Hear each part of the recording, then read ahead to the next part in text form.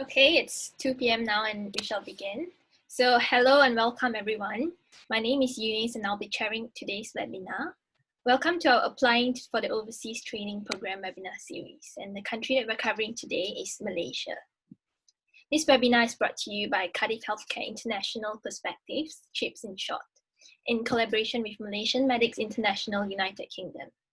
So CHIPS is a community of healthcare students in Cardiff University who is keen to educate and integrate our future healthcare leaders. We also have the president of MMI UK, Tai Ling, here with us today to give a short introduction about MMI UK. So over to you, Tai Ling. Thank you, Eunice. So, hi everyone, I'm Tai Ling. I'm a fifth year medical student in the University of Edinburgh and the president of MMI UK. So, on behalf of MMI UK, I would really like to express our thanks to CHIPS for inviting us to collaborate on this very successful event. And yeah, for the past webinars, it's all been really great and it's all been very informative as well. So, thank you so much for having us collaborate on this event. And thank you to Dr. Tan and Dr. Ng for joining us on this webinar as well and for your time.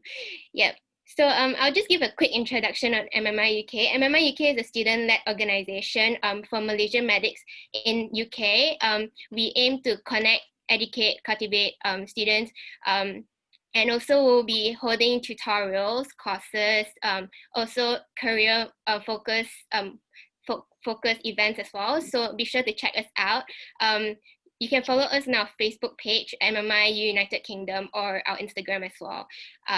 Yeah, and also be sure to check us out because we do have a strong community and support system for Malaysian medics studying in the UK. So thank you so much once again, Chips and Dr. Tan and Dr. Ng for being part of this successful webinar. Yeah, thank you. Thank you, Tai Ling, and thank you, MMI UK. So today we have two very wonderful speakers here with us today, which is Kating and Joash. They'll be covering a range of topics. So both our speakers are Malaysians who have completed their medical degree in the UK.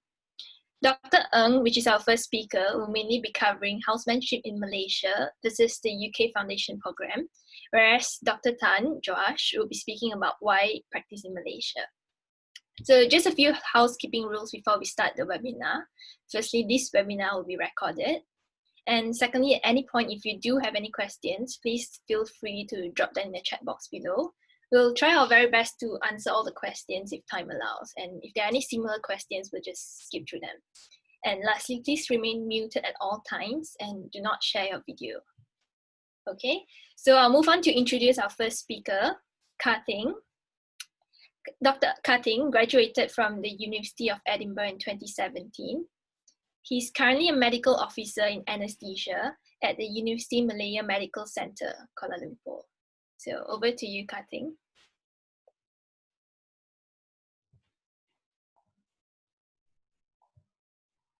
All right. Thank you, Eunice. Very thanks to such a very wonderful event organized by CHIPS and also the MMI for inviting me. So I'm great honors to be invited to share my experience of underwent my housemanship in PPUM. So first of all, I would like to share about how is my experience of being a houseman in Malaysia and what are the differences compared to the housemanship and the UK Foundation programs. So first of all, there's no conflict of interest in these presentations. So what I'm going to share later is basically purely based on my own personal experience and personal opinions. So in my personal experience, I underwent 2 years of housemanship in Malaysia in PPUM, which is a university, tertiary university hospitals.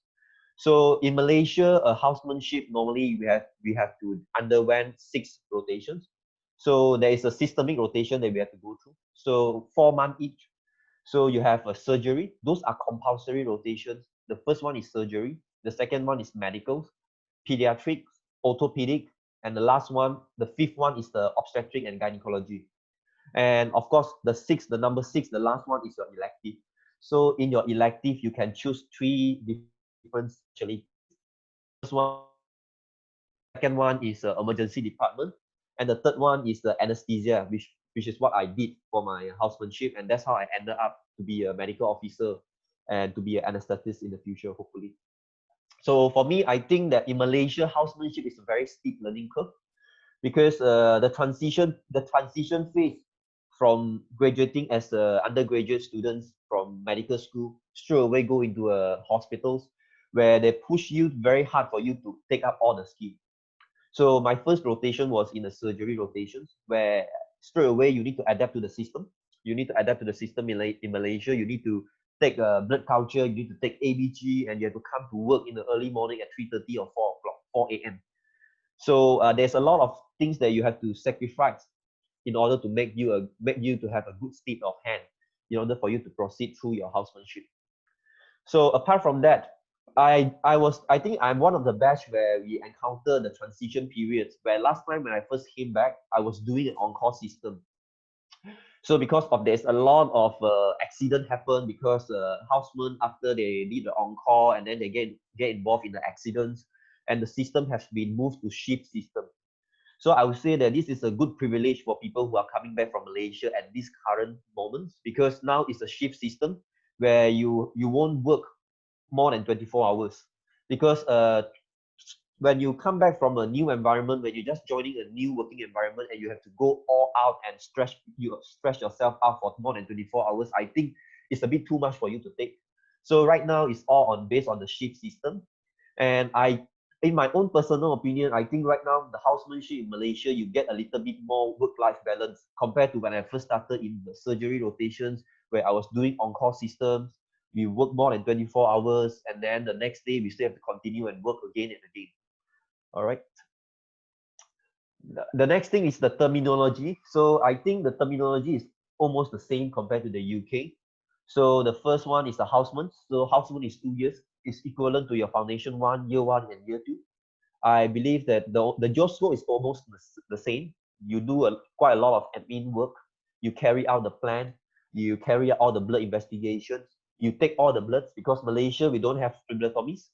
So we have to take all the bloods, do all the blood culture. You have to multitasking. You have to write the discharge summary. You have to take the blood culture.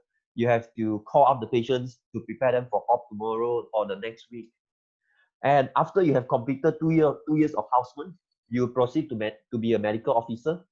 So once you are in the medical officer, then you progress to undertake any specialty that you are interested, such as either you can go for external paper pathway, or you can join the master program, the local program, to be a specialist. So after you complete the specialist, you'll be a specialist or lecturer. So lecturer normally is the term that they use in the university hospital, which is my hospitals, because PPUM is known as teaching hospital. And finally, the highest grade that you can go is the consultant grade. Okay, so this is my career after I finished my study in University of Edinburgh. So I completed my study in University of Edinburgh in 2017. So I made quite a big decision to come back to Malaysia after being offered a PhD after my undergraduate. I decided to let go the offer and come back to Malaysia and start the housemanship. So a total of transition period of 8 months. So the 8 month of waiting period is what I did as a full-time clinical researcher. Because Malaysia, there is this very strict protocol that everything had to go through a very formal procedure, where when you graduate from university in the UK, you have to submit all your document to the one of the medical board in Malaysia. So they will assess through your university and your qualification, and it takes some time. And then subsequently, after they recognize your qualifications, then you have to wait for the job offer or the job recruitment to be open. If I'm not mistaken, my time is every 2 months. Every 2 months, they will have job recruitment open, and then you have to sit in front of a computer and choose the hospital that you like. So for me, my time, so I waited for 8 months. So during the period, I worked as a full-time clinical researcher. So I start my own research project. So I involve a lot of students, especially from IMU. So those people who are waiting to transfer to UK, or those people who are waiting to start a job. So we start a lot of different projects, mainly on the meta-analysis or systematic review, where we can do with only the internet availability and also the database access. So after the 8 months of waiting period, I gotten a job in the University of Malaya, which is a teaching hospital, which is the current hospital that I'm working now. So I completed my 2 years of housemanship, and right now I starting my journey as a medical officer in University Hospital, which is PPUM, under the anesthesia training program. Okay. So I think that the differences compared to Malaysia houseman program and the UK houseman program is the structure of training. So Malaysia, even though you don't like obstetric or gynecology, you don't like orthopedic, or you don't like a pediatric, you are compulsory to go through those kind of programs. Because I think Malaysia, we are trying to make sure that after 2 years of housemanship training, you are able to handle a very simple delivery. You are able to handle or recognize any fatal orthopedic fracture. You are able to you have at least have a basic knowledge to tackle those kind of things that you see daily. So you are compulsory to undertake 6 posting. And after that, in Malaysia, I think we started to recognize the importance of continuous medical education. So in the UK, I think you still have a bit of privilege, because you're having a lunch break, and then you have lunch, you can eat when you have going through your CME. In Malaysia, the CME, we have CME, the continuous medical education, but not all the time you are able to attend the CME, because sometimes you get trapped in the ward. You get bogged down with so many workload in the ward, and you cannot go and attend your CME. So otherwise, we still emphasize continuous medical education among all the housemen. And Malaysia, you have your logbook and also assessment when you want to pass through all your posting.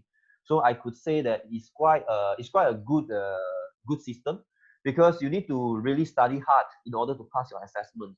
Let's say you are in surgery, you are in orthopedic, you really you have to put in your effort to go and study, and then you have your viva, and also you have your assessment with your specialist. So I think this well prepare you to be a good physician after the 2 years of housemanship in Malaysia. And finally, you have a few compulsory courses that you need to attend, such as ATLS, Advanced Trauma Resuscitation Program, or all the housemen in Malaysia, you must complete the neonatal resuscitation program, where you know how to resuscitate a neonate. Because in Malaysia, our rural areas still not achieve certain level of healthcare. So they need to ensure that all the doctors that Malaysian produce are able to tackle down all those kind of neonate or simple delivery. So last but not least, I would like to say that the differences that I anticipate between Malaysia and UK will be the workload.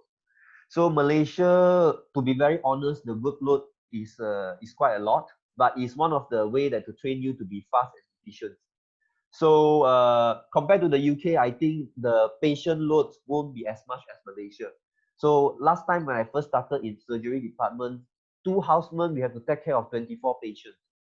24 patients as in I need to take care of their blood taking, I need to take care of their blood culture, I need to take care of their discharge summary, I need to take care of their cutting work, I need to see the patient before the MO, the medical officer came in the early morning. So I need to came early to take the ABG. So if your skills are not good, then you have to push yourself very hard. And when I first started, I pushed myself to came and work at 3:30. I volunteer myself to work in the neuro ICU to take blood, to help the senior to take blood in order to learn and practice. So it gives you an idea to push yourself to your limit to be efficient. So after you are becoming more seniors, and you know how to manage your time, and you know how to prioritize your work, and you're able to organize your meal time more efficient compared to last time. When I first started, I don't eat the whole day until 10 p.m. because you are so busy with all your works, and the round just didn't finish because you don't have a lot of housemen to share out the workload. But right now, I believe that the system has been improving. I heard that they are because of the shift system, and they are taking more housemen, and I heard that the situation has been getting better. You have 8 housemen to tackle 24 patients, so I believe that the workload will be lesser. Of course, the learning environments compared to Malaysia and UK is slightly different. Malaysia, I think we learn through the hard way. So I believe that if anyone used to live, you know, We go through the hard way and to pick up the new things. As compared to UK, people are more friendly, people are more willing to teach and share. And even though you did a mistake, people will give you some encouragement. But in Malaysia, normally we learn through our hard way, and I believe that it's one of the learning curve as well. Okay. And the third thing is the leave. Malaysia, taking leave is all depend on your boss, depend on the whether you have enough workforce to cover your daily tasks or not.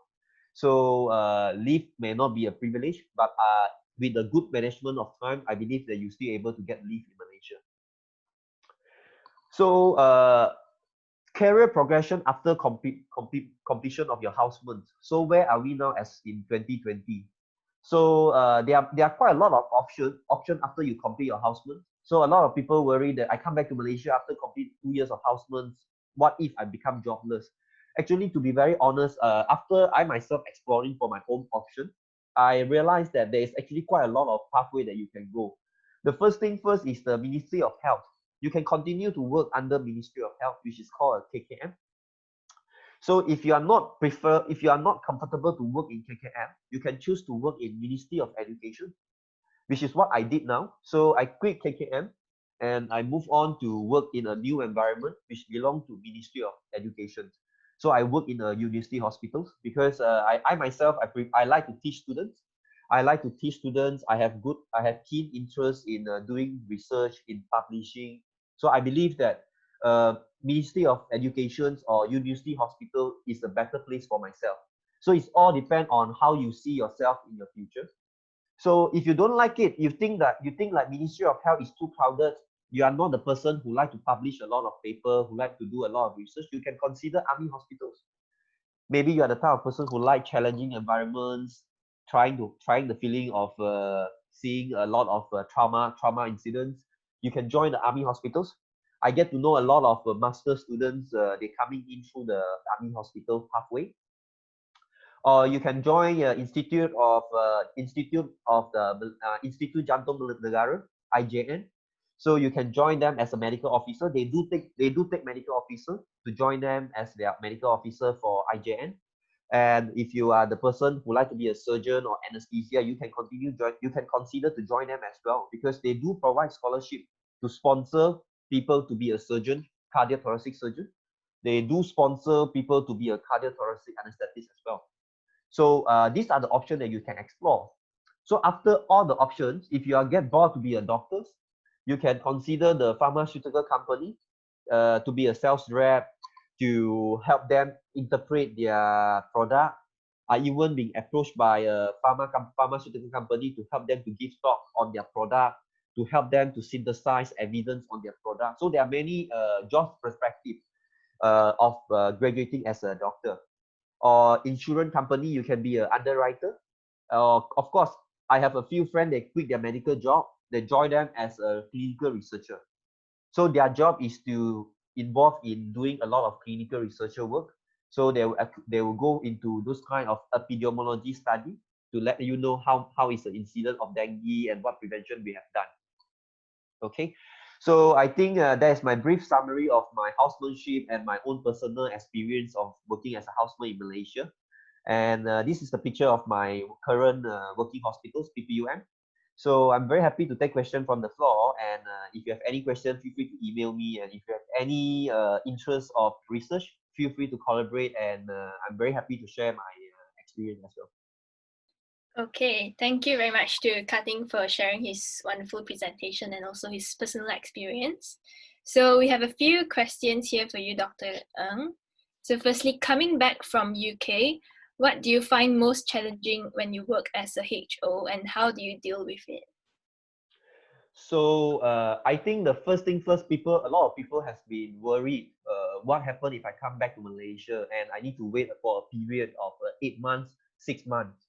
So I think that's one of the worry. There's one of my worry as well. What am I going to do within the 6 to 8 months?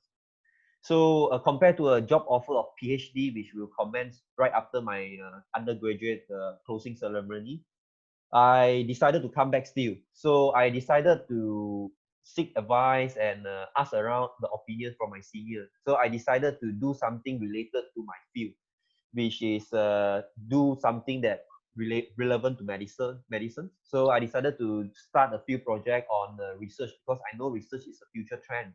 Because it is a trend in the UK right now, and I believe that all the undergraduate students in UK are compulsory to have at least a research degree. So that's why I come back. The thing that I'm worried is what I'm going to do within the 6 to 8 months. So I have told myself that I want to involve in research. I try to spend my 6 to 8 months to sharpen my research skill, and that's lead to me right now. I'm working mainly as a supervisor. So the next thing is what challenge that I have when I first started as a houseman. Of course, the transition period is very steep, because in the UK, everyone is too friendly. So you have been surviving in a very comfortable environment where everyone is too friendly with you. You laugh, you learn, and you progress. When I come back to Malaysia, the learning curve is very steep, where you have to adapt everything very quickly. Otherwise, you will end up no meal for the whole day until 10 p.m. So when I came back to Malaysia, I mean, survival of the fittest is the words that I always tell my students. So you don't try to avoid the harsh situations. You should focus on how you should survive in that kind of situation. So you have to think of a lot of things that you can do to improve yourself. So like, for example, I told you, when I first started houseman, it's quite depressing, because your ABG skill is not good. You spend so many time focusing on the patients, and then you didn't manage to do all the other work. So what happened is I spend my own extra time to come and work harder.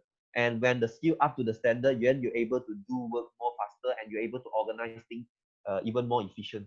So I believe that the difficulty is the transition period, and it depends on how you see it. And important thing is to address the problem by seeing how you can improve it. Okay.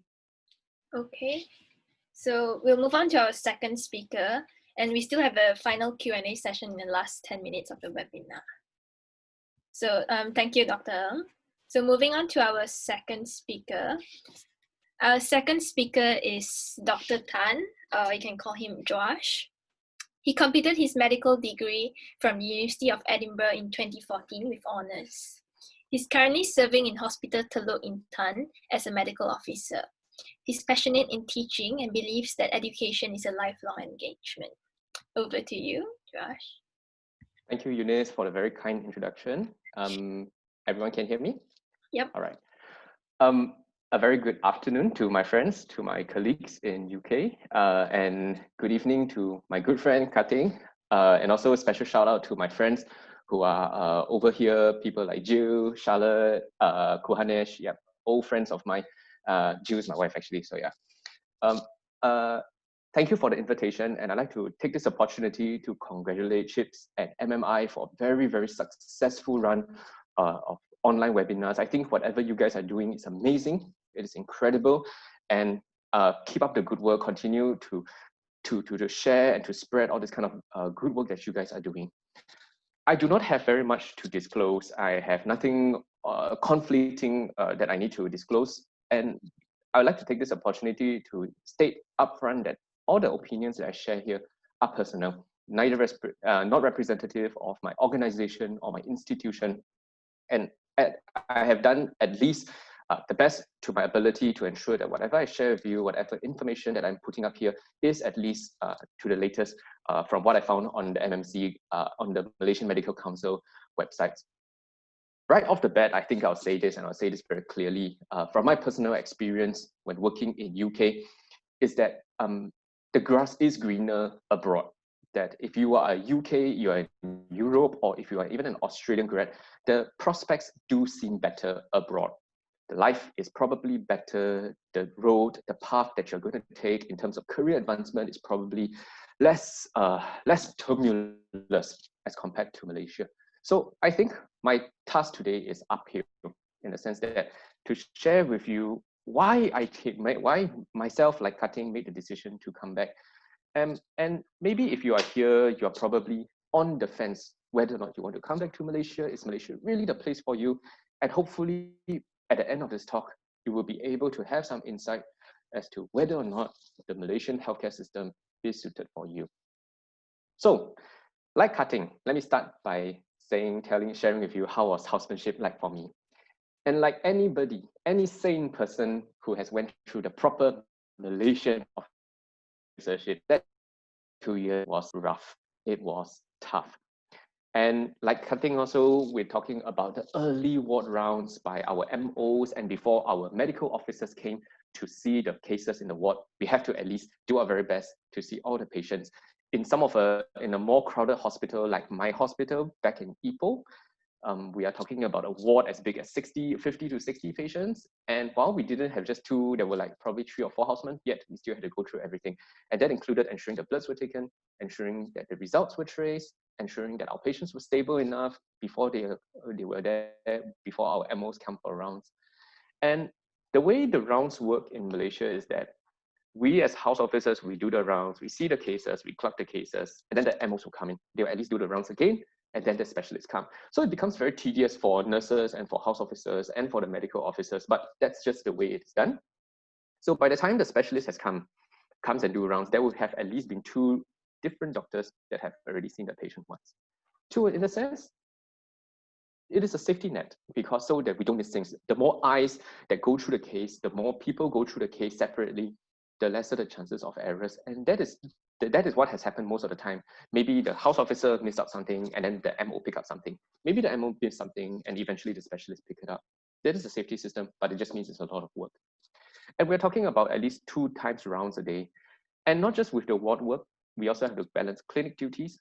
There are ward duties, for example, referral letters, discharges, and assisting with procedures. So I agree, I completely, the sentiment of how rough and how tough housemanship was, it completely resonates with me. And for a lot of us, we come to work, we leave work without ever seeing the sun. Sun up, sun down, we completely miss it. Vitamin D deficiency from housemanship. And of course, at the start, also like cutting, the tasks were very, very challenging. From the simple clocking and examination down to the blood taking and the cultures. And from there, the paperwork started to come in, learning how to write referral letters, learning how to do discharges. And then there are procedures that house officers are expected to know how to do safely. From the very basic procedures like peritoneal tapping or abdominal paracentesis for our ascitic patients, to chest tube insertions, intubation, airway protections, and more advanced catheter insertions once you are at a senior posting. For example, if you are doing anesthesia, or if you are doing surgical, or if you are doing emergency medicine. As the house officer, you are expected to be able to deliver babies via SVD in a very safe manner for straightforward, simple cases. And if you are posted to Sabah, Sarawak, which are 2 states across the strait, you are expected to be able to perform uncomplicated lower section cesarean sections without any complications. And this is in anticipation that if you are posted to a more rural hospital with very basic surgical suites, in the event of an emergency where transport is not easily available, you will be able to conduct a safe LSCS while waiting for advanced care to come. This picture, I deliberately put up this picture of me changing an ambulance tire. It was my second posting as a surgical house officer. And one of my duties was transporting a patient who was discharged from Ipoh back to Johor. And it was a 6-hour journey. It was me, the patient, a nurse, and the driver. While we were on board, I think the ambulance hit an object on the road. One of the tires burst, and we had to pull over. I mean, everyone was safe. The ambulance was fine, but the tire burst. So we called in for petrol help, and after they came, we got our hands dirty, changed the tire, and we continued our journey for 6 hours to and fro. So yeah, challenging things that some of us end up doing. And of course, needless to say, since you're not going to see the sun, since you're not going to see, since you're going to leave, start work and go home before the sun comes up, the hours are very long. They're incredibly long. And if the ward is very, very busy, even if with a very good team, even with very strong and capable team members, sometimes we end up missing meals. By the time you have your lunch, it is already nighttime. You forget to go to the toilet. You forget that you haven't had any water to drink for the whole day. Some of my Muslim colleagues actually commented that if you were to do housemanship in a busy posting during the Ramadan month, it is actually the best time, because you're so busy with work, you just kind of completely forget that you're actually supposed to fast. Up to the point that the nurses actually had to actively remind them, hey, doctor, buka puasa, doctor. So yeah, that was how it was like for us. Not to mention that it was also a lot of effort that you put in, it was also a lot of hard work. The studying never stops. As a house officer, at every posting of the 6 postings, there are assessments, there are formative assessments, and there are subjective and objective assessments that are going on. The objective assessments have now been introduced as a standard whereby every hospital is required to add that at a posting, every posting that you go through, you are required to have an objective assessment as a black and white documentation of your knowledge and of your skills. And it's down to a posting. It's usually your supervisor will prepare the paper, the questions. So at the end of a medical posting, say, probably we'll set a question like, okay, what are the criteria? How would you diagnose DKA? How would you manage a HHS? Simple cases like that. But we were expected you to know it in black and white. And for me, when I was a houseman back in 2015 and 2016, I was preparing for my external papers, which is the MRCP Part 1 and Part 2. So it was very challenging to take time off after a very long working hour, very long on-call system, to take time out to study and to prepare for those exams. So it was tough, it was rough, but it was also really, really fun. And I don't say this lightly because I enjoyed what I did. It was hard work, yes, no doubt, no question about it, but I enjoyed what I did. I found a lot of meaning in what I do. And more importantly, always with me was a team of equally passionate people. And we are talking not just about doctors, not just about bosses, but our support team. And here you see 2 pictures of my nurses. And these are my favorite nurses because they were the nurses that nurtured me, that trained me when I was a very junior doctor, my first posting in medical. And this is the nurses from Ward 5B in Ipoh HRPB.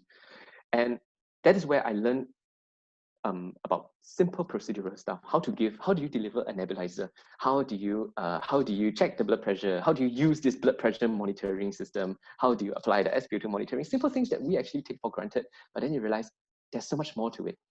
And they were the ones who gave me the confidence. They were the ones who looked after us when we were having a rough night, when we were having a very bad on-call day.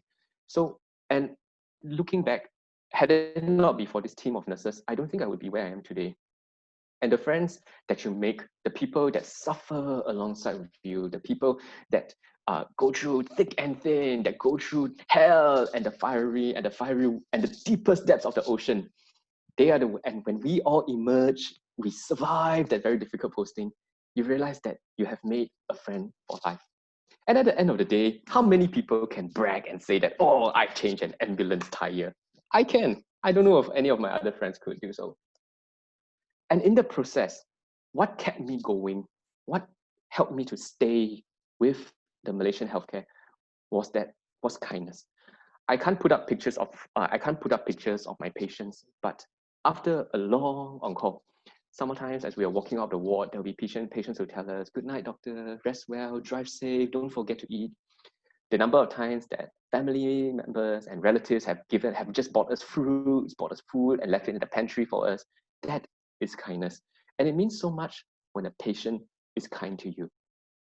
There has been a lot of kindness from our bosses, from our colleagues, people who believe in each other, people who believe in our potential, people who always encourage us and push us, not just to be better, but to be kinder. And above all, I would not have done housemanship the way I did it had it not been for the support of an amazing family. That is my wife. I think she is screaming in the other room if she sees this picture, but that is her cooking onion rings for me. And I remember my time as a house officer when I was preparing for Part 1 and Part 2. I had no time to apply for the exam because it's all done online. And the online, for MRCP, the website, the online application opens at 8 o'clock in the morning. So I will be at work, I'll be seeing cases, I'll be clocking, I'll be preparing for the ward rounds. And Jill was the one who would actually sit in front of the computer and wait and camp there to help me to apply for my slot in Part 1 and Part 2. So yeah, and at the end of a very long shift, my family, my parents will always make sure that there was a meal on the table. I didn't have to worry about going home to a warm bed, to clean sheets. I didn't have to worry about having laundry done. So at the end of the day, the way I would say it is that housemanship is not a journey that you would want to do alone. That if you are supported, it may be tough, it may be rough, but you won't end up regretting it. The journey was tough, but I learned to be responsible. I learned to care, and me, where I grew. I like to talk about housemanship as children, as babies, where you are a baby doctor and you want to be in an environment where you can grow. Maybe you need to be forced to grow, but growing nevertheless. So I came home for three main reasons. The first reason I came home was because of my family. And when you are abroad long enough, when you have spent enough time, like I'm sure many of you have, when you see your parents face to face, when you come home, you suddenly realize that, hey, they have aged. My father has shrunk. He has lost some weight. He is not as tall as he was because of some osteoporotic compression fracture of his spine. In the 2 years when I was in UK, my mom had a subarachnoid hemorrhage. By God's grace, she's completely fine and she's now neurologically, no defect neurologically. My grandmother is old and they keep on bugging me about having a grandchildren, wanting to play with my grandchildren. And at the end of the day, family matters. Family has to come first. I came home because at the end of the day, this is home. And I have something very terrible to say, but I really, really didn't enjoy sandwiches. In my time in UK, I was so homesick. My parents, in my time as a student in Edinburgh, every 6 months, my parents would send me a care package, which was full of Indomie, full of Maggi mee. There'll be like 30 packets, a gift package of 30 packets of Indomie and Maggi mee. And during winter, in December, in January, as we were preparing for our midterms, yeah, those Maggi mee when we cooked the Maggi mee, it would fill up our small, tiny apartment. And that was memories that reminded me of home. And I knew that I wanted to come home. No matter what, I wanted to come home because I had a sense of duty and I had a sense of responsibility. I am a JPA scholar. To those who do not know what JPA refers to the Public Service Department. It is where our funds are from taxpayers' money, and we are sponsored to study abroad with the hope that this is an investment by the society to help better the future of society. And even if not for the JPA, I remember my teachers, I remember my family members, I remember the people who have invested so much in me, time, love, education. And to be what I am today, to have the opportunity to learn and grow in the best medical school in the world, one of the best medical schools in the world.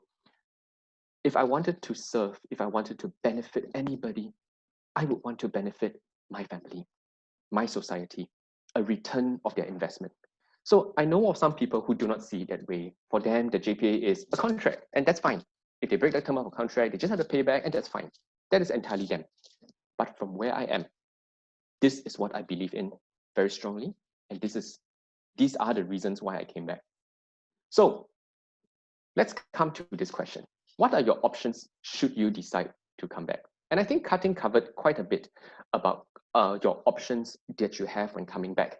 Before I started this, before I started sharing on my Facebook page, I was engaging with a very senior doctor who actually cautioned me, oh, don't oversell it, don't promise them the sun and the sky, they will come back very disappointed.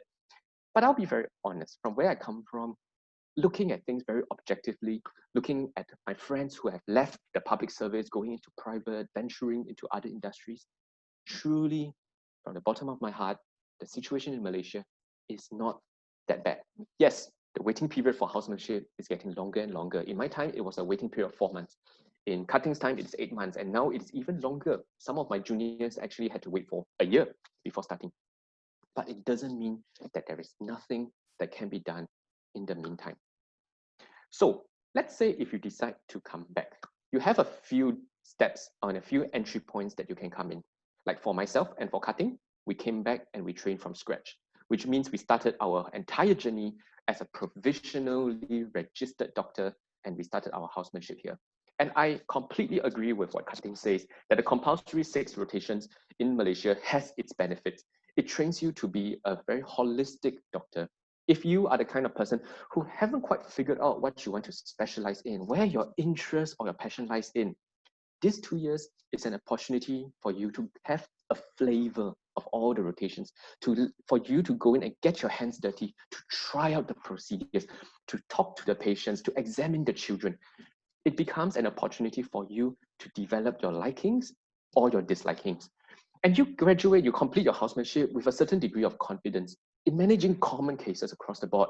For example, now, myself as a medical officer in internal medicine, I do remember the patients with necrotizing fasciitis. I do spot a cauda equina syndrome. And these are the things that you do not want to miss, even if you are in medical and even if this is just an orthopedic condition. And in the event if you decide to stay on with public service, this six compulsory postings becomes a platform for you to equip yourself when you were to, should you be posted to a district hospital where the facilities are probably a little lacking, where the support is not as immediate. And it is definitely helpful should you venture into family medicine or general practice. Let's say if you do not decide to come back at scratch. Let's say, can you do your housemanship abroad and come back? Most certainly, yes. According to the MMC guidelines, the latest one is that there is a special form to fill up should you want to come in after your housemanship. For the terms is actually quite straightforward, that you need to be practicing, that you need to have shown, that you need to show proof of completion of 2 years of training as a FY equivalent or undergraduate or postgraduate, internship equivalent in a country under a registered medical council. In UK, that would be a GMC. In Australia, that would be the AMC. So long as you are registered with a foreign medical council, you have underwent 2 years and you can show proof of it, that's fine. You can register. There are some caveats to this. For example, if you are wanting to pursue a MO-ship in a civil service with pediatrics, you need to show that you have done at least some peds postings naturally. Or if you want to do ONG, that you need to show that, oh, I have spent some time in ONG. Minor details which this form actually does cover, should you go through it. Or even better still, come back as a specialist. Now, in Malaysia, this word specialist is a very weird term. It is in UK, the equivalent of the word specialist could be anywhere from ST3 all the way until a consultant. In Malaysia, the term consultant is based on the position as based on your respect that is given, based on the contribution, the number of years of service of a specialist.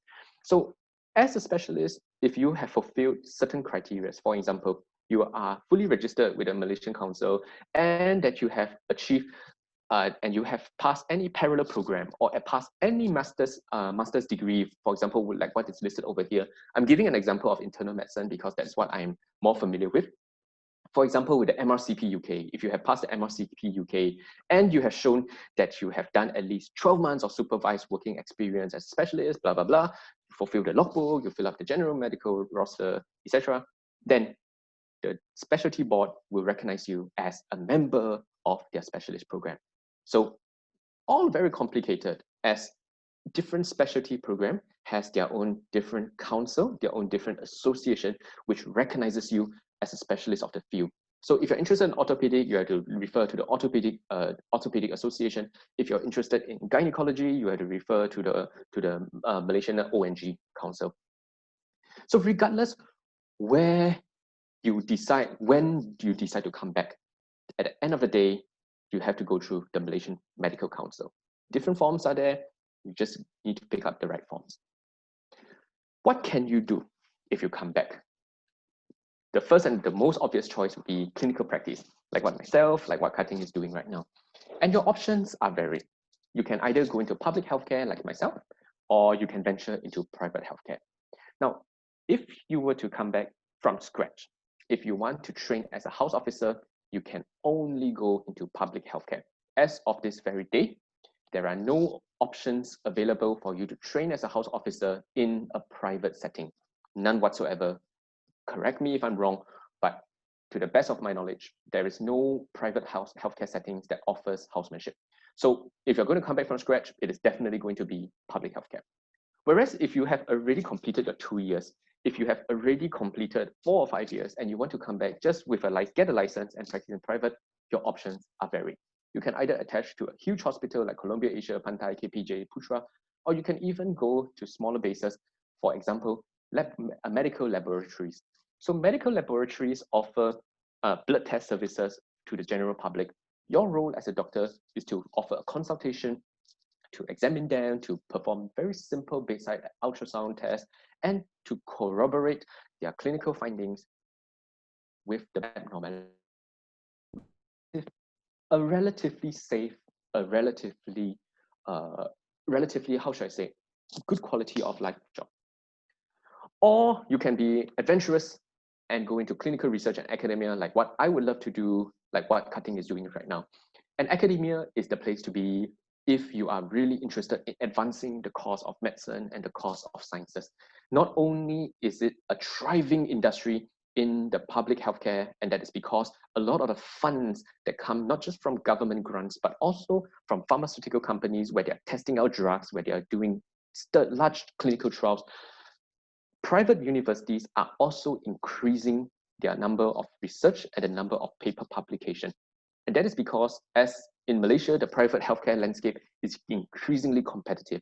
So you can rest assured that if your interest is in research, if your interest is in academia, there is always a place for you.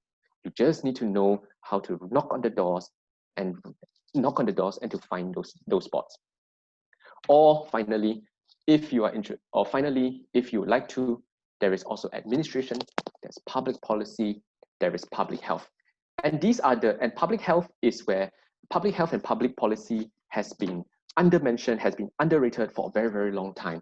But at the end of the day, if we want to make impactful changes, if we want to make meaningful changes, it has to be from a top-down system, that you have to be at the highest level of administration and policy making in order to make changes that can benefit a nation. I was asked to talk a bit about the competitive specialties in Malaysia. And this is a very interesting term. In UK, if you are an aspiring neurosurgeon, you are definitely in the most competitive specialty. In my time, it was only one opening for neurosurgery per year, right? You literally have to write a textbook just to get into a neurosurgical program. Whereas for Malaysia, the situation is relatively different because of the availability of parallel programs. So for me, if you ask me how I feel, I think that orthopedic, surgical, and anesthesia are probably more competitive. It's harder to get into these training programs, probably because these programs do not have a lot of parallel pathways. I think anesthesia, Cutting will know better than me, but I think in anesthesia, you have the Irish paper where you can do the Irish paper similar to what my friend is doing. But you end up waiting a lot of time. You spend a lot of time waiting to get a place, to book your place in a master's program with a public university. So if you ask me how I think about competitive specialties, that's how I feel. But if you were to talk about in private, the ones that make the most amount of money, I think it's obvious, right? If you are a Malaysian, if you have been in Malaysia, you go to a private hospital, the Ferraris are usually driven by them truly. So if any of your parents are here who are cardiologists, I'm very sorry, okay? No offense intended. But I think competitive specialties which are financially worry-free are specialties which are very procedure-based. If you have a chance to do the procedures, chances are that your pay will not be low. That's just my opinion. Again, no numbers to back this up, no facts, just a personal observation. I'm coming to the very end of my session, and I think a lot of people will ask, should I come back? Should you come back? I mean, should you get married? Who's the right person? How do you know if this is the right door for you, if this is the right university? I'm not sure if you have what it takes to survive Malaysian housemanship. I hope you do. I do not know if you have the nerves, if you have the gut, or if you have the motivation like what I have to come home and to serve and to work in Malaysian healthcare. And I'll be very honest with you. There are always the times where in the morning you wake up dragging your feet to work, dreading, I have to go to work. Like those 4 a.m. mornings, those 4:30 mornings where you have to go and handle the whole work by yourself. You dread those moments. There are nights and evenings where you come home from work so late, so tired, so defeated because it was just a brutal day for you at work. And the sense of defeat is often there. The sense of dejection is often there. But never once have I ever regretted coming back to Malaysia. And that is because I know why I came back. I have found good reason to stay, and I have found great passion and great meaning in what I do. So if you share the passion to want to make your home a better place for your parents, if you share the keenness to want to achieve something remarkable for this country, don't give up on us yet. Remember that yes, the road is uphill, the task is challenging, but it is not impossible. With that, I thank you for your time. Thank you very much, Josh, for the very detailed presentation and also very nice. So just a few questions for you. If you come back to Malaysia at any point from ST1 to ST7, would you be considered as a specialist, even though you didn't complete the whole specialist training course in the UK? It goes down to the individual criteria of the specialist. So, for example, if let's come back to internal medicine, because it's something I'm more familiar with. If you come back with an MRCP UK or MRCP Ireland, you come back not immediately granted as a specialist, unless if you have proven that you have done 12 months or 24 months of duty as a ST or equivalent. So it really depends on the number of years that you have spent and what you can show to prove that you have done enough time. So you have to fulfill certain criteria which are set by the individual associations of your governing specialty.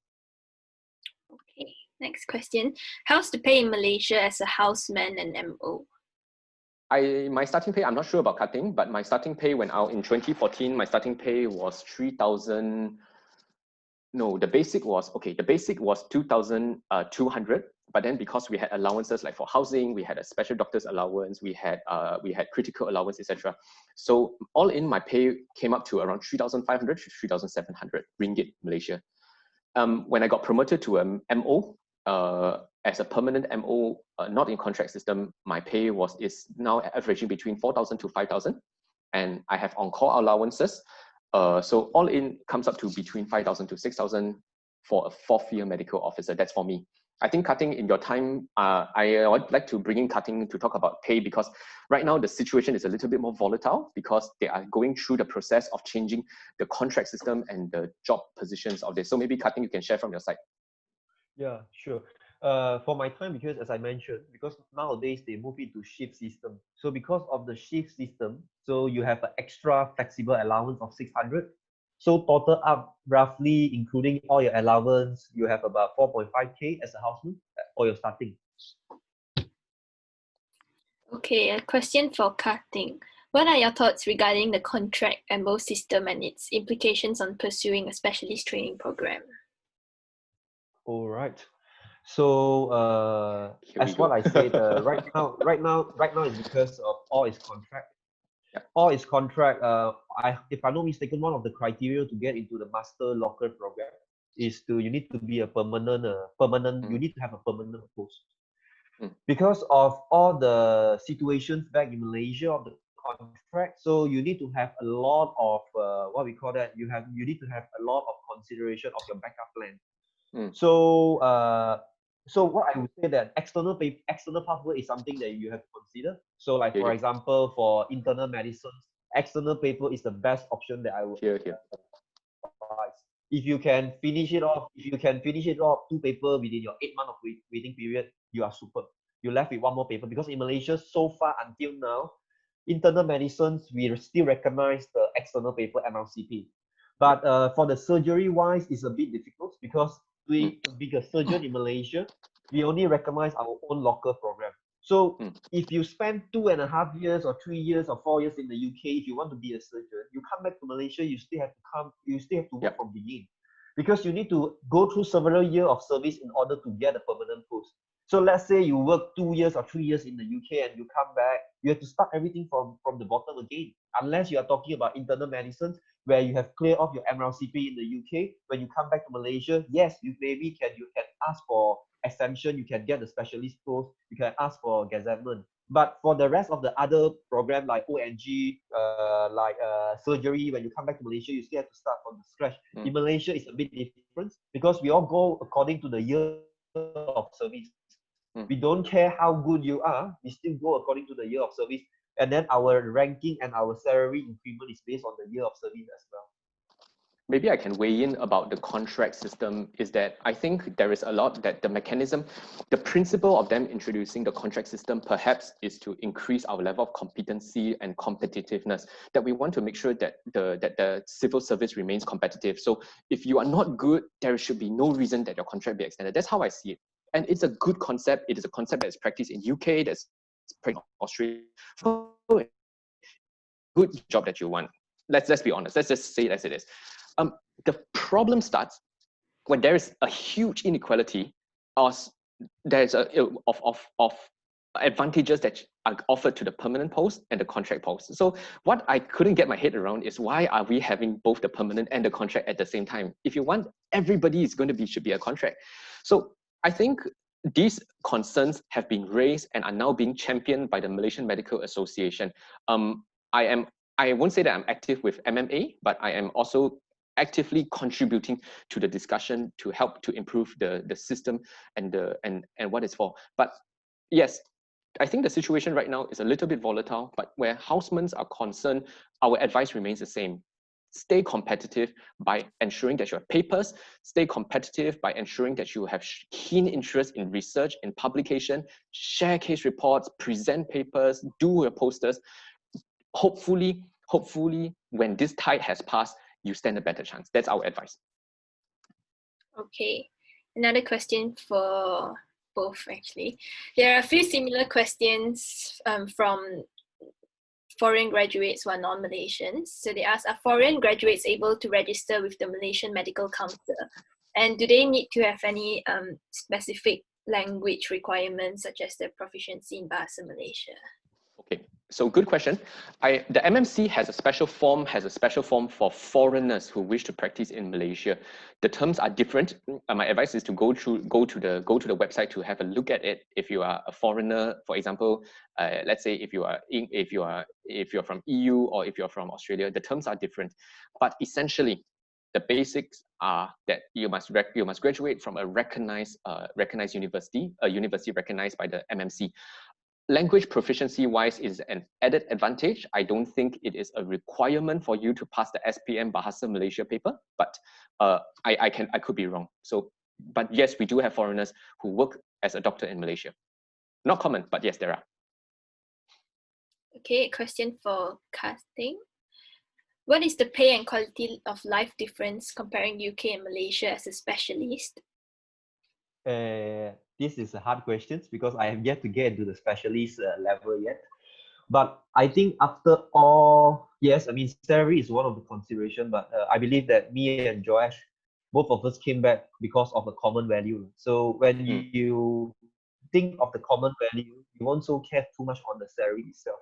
You may be earning a lot in the UK and you convert it back, it's 5 times more in Malaysia. Yeah. But the problem is the time doesn't wait for the people.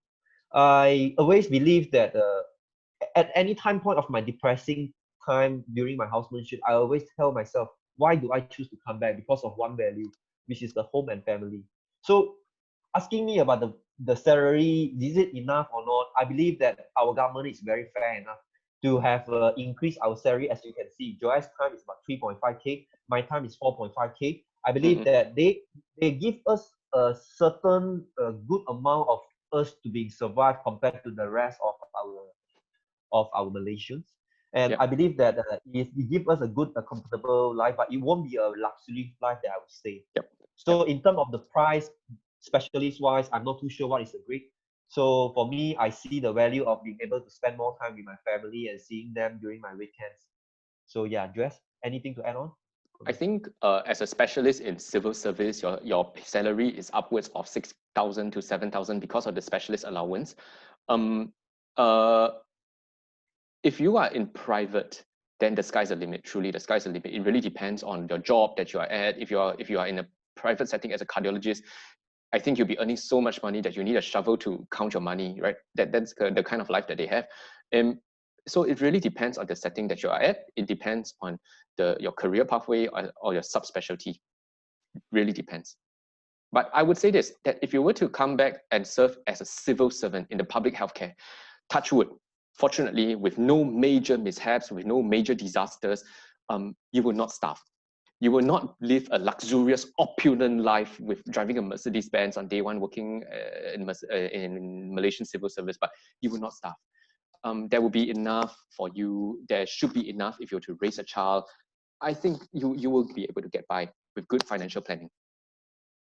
Okay, a question for Josh. She said, I'm a JPA scholar as well, and many have advised me to complete my 2-year housemanship in UK and return to Malaysia as an MO due to many reasons. What are your thoughts on this? The reasons would be mostly number one,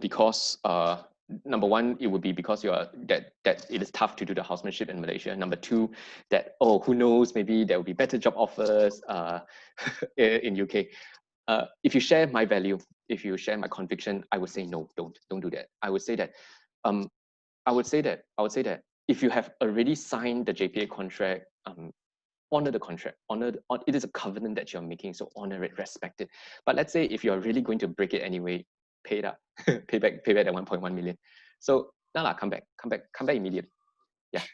Okay. A few things to add on for the housemans, because a lot of people say that why not I just work 2 years in the UK and then I come back and join them as an MO. But the problem is not necessary that you are able to join in straight away as an MO, because you need to know that you are not compelled. You didn't go through the 6 compulsory posting, the 5 compulsory posting in the UK. I still in my university hospitals, I have a neurosurgeon work in the neurosurgery field for 5 years. Came back from Germany, but he's still working from a houseman level. So I mean, like, yes, I'm not joking. I was quite shocked. He was a neurosurgeon. He was a neurosurgeon in Germany, operating on the brain. He came back and doing a houseman job. So what I'm trying to say that it depends on how you see the value. If you want, you get a specialist. You come back, no issue. You stop at halfway, and then you come back. You don't know where you are. Then you didn't know anyone here, you start from the ground, and then at the same time, because as you progress to a FY2, your ego must be at a certain level. By the time people treat you like how you are at a very fresh grad, you might feel a bit different. So a lot of things you have to consider. It's not straightforward that I do my 2 years of FY2 in the UK, I can come back Malaysia, I'm the MO in Malaysia, I'm a medical officer in Malaysia. It may not be so straightforward. There's a lot of paperwork they have to go through. You have to get all the signature from all your supervisor in different posting in the UK, correspond in Malaysia, a lot of paperwork. So you have to think twice if you are planning to do that. Unless you are talking about internal man and you settle on you take on the external paper, that is not an issue because it's recognized in Malaysia. So it's all depend on the specialty. I think so far a common repeating theme is that MRCP is the most straightforward, and it is true. I confess, it is true. Definitely, yeah. Okay, the next question is also for Kating. Hello, Dr. Kating. Do you mean that there's no way to come back to Malaysia as a surgeon? Or after completing a few years of specialist training abroad, then only it is acceptable instead of starting from scratch? For me, if I'm not mistaken, Malaysia so far, what my friend told me is Malaysia, we only recognize our master program, our own master program. So even I heard that the reason we are not recognizing the MRCS because for the past I think we did, but the problem is because of the standard discrepancy of the standard difference. That's why they decided they take out the MRCS, the external paper. So so far to be a surgeon in Malaysia, you have to go into the master program.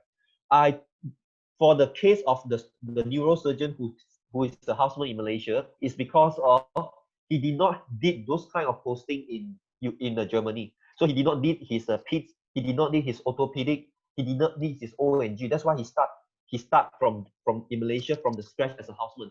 But after completing the houseman, what he told me that he will be offered a place to be an MO in neurosurgery because he has acquired enough experience in terms of the neurosurgery side, but he did not fulfill the requirement to pass the housemanship in Malaysia. So I mean, to get more detail, I think the best thing is to write to the MMC. They are quite efficient in replying, and they should be able to give you a better answer on how you proceed further. But so far, surgery-wise, if I'm not mistaken, we only recognize our own master program in Malaysia. Unless you are a specialist, you have went through your specialty training in the UK, you want to come back as a specialist, then you can. If you're talking about you passing your MLCS part 1 or part 2, then you are a CP 1 or 2, and you decided to come back to Malaysia as a specialist, there is no way. So at most you can join is a medical officer, but it all depends on whether you have did your compulsory posting in the UK or not. I understand a lot of my Malaysian friends who are quite smart, when they choose their foundation post, they purposely choose those posts that Malaysia compulsory service of a houseman. Let's say the medical, surgery, orthopedic, because I know that when you choose your FY1 job, you can choose what posting that you want to go. So a lot of my friends, they tend to choose those things that they try to cover as much as possible. So let's say they're left with the obstetric and also pediatric. So at most, they only have to spend about Asia to provided that they recognize your previous training in medical, surgery, or let's say you did orthopedic as well. So you're left with two more compulsory posting that you need to go. Okay. Okay, we have two more questions. Are the speakers happy to answer them? Okay, Josh, for the specialist training, do you have to pay for it, or is it sponsored by the government? I wish. I paid for it. Yeah. Okay, for cutting, hi, I'm studying in Ireland. The internship here is only 1 year. Was wondering, would I have to do another year of housemanship in Malaysia or redo the 2 years? For the internship in Ireland, I'm not too familiar with. But as I said, I think the best persons to inquire is MMC, because they are the one who tell you are you qualified to proceed further or not. If not, they will tell you which posting that you are required to undertake. So the best thing is to write to the MMC. Okay, last question for Josh. Does MRCS increase the chance of entering MS surgery in Malaysia? So to apply for the Masters of Surgery in Malaysia, there are a few criteria that you have to fulfill. That either you have already finished the MEDEX exam, which is the entrance paper that qualifies you to apply for the master's program, or the MRCS, at least a part A. So the MRCS in those days, historically, it significantly improves your chances of getting into the master's. But I think increasingly it is now a requirement, at least part A, before you were to apply for the master's program. Okay, so huge thank you to both the speakers, Cutting and Joash, who have dedicated their time to speak to all of us today. Hope all the participants have enjoyed the webinar and gained a better understanding in terms of practicing in Malaysia. So I think, Cutting, just now you mentioned that you're happy for participants to email you if they have any questions, right? Yeah, sure. Dr. Tan, are you happy with? Yep, sure. Just send it my way. I'll just drop your email in the chat box later. Okay. Sure.